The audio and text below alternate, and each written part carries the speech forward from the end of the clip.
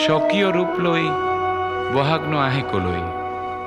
ব্ৰহ্মপুত্ৰৰ দুই পাৰলৈ নহয় জানো এই ব্ৰহ্মপুত্ৰৰ মহান ঐতিহ্যই বাকী।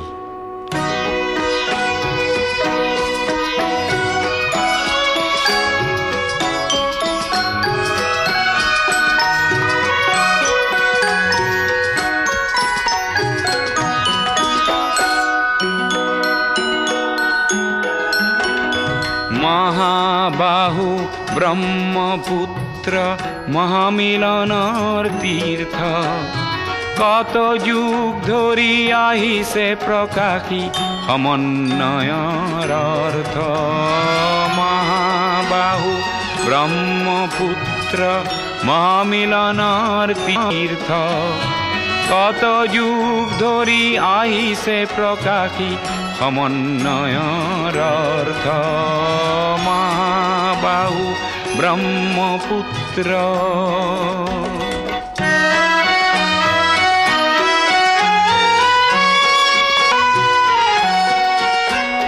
সুদূৰ কন্যকুব্জৰে পৰা বাৰ ভূঞা আহিছিলে, কেই বংশতে শংকৰ দেও ইয়াতে জনমিলে।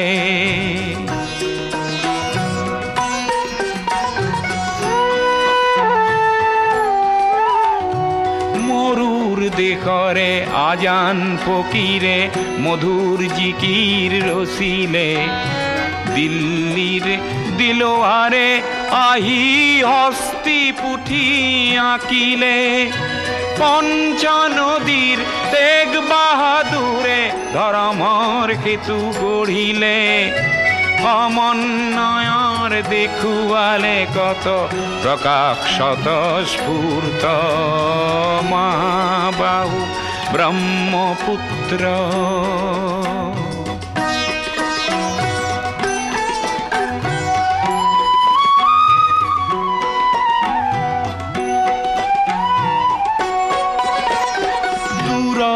লাচিতে শৰাই ঘাটতে কতৰুৱা গছিলে, জাতি ধৰ্ম ভাষা সবাকে স্বদেশ প্ৰেমেৰে বান্ধিলে। বিৰাট পুত্ৰ বিষ্ণু ৰাভাই মাটিৰ কৃষ্টি জীয়ালে, সমন্বয়ৰ দেখুৱালে কত প্ৰকাশ স্বতঃস্ফূৰ্ত। মহাবাহু ব্ৰহ্মপুত্ৰ।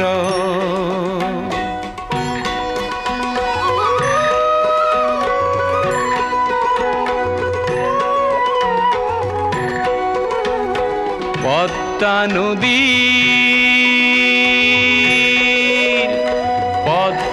নদীৰ ধুমুহাত পৰি কত শত জন আহিলে, লুইতৰ দুয়ো পাৰে কতনা অতিথি আদৰিলে। কিছু ল'ব লাগে কিছু দিব লাগে, জিন যাবলে হলে মিলিব লাগে মিলাব লাগে, ৰবীন্দ্ৰনাথেও ক'লে। অগ্ৰৱাল জ্যোতিয়ে ইয়াতে জ্যোতিৰ প্ৰপাত বোৱালে, অজিন পাতকী খবৰ চক্ৰ জ্যোতিৰে কৰি ব্যৰ্থ। মহাবাহু ব্ৰহ্মপুত্ৰ মহামিলনৰ তীৰ্থ,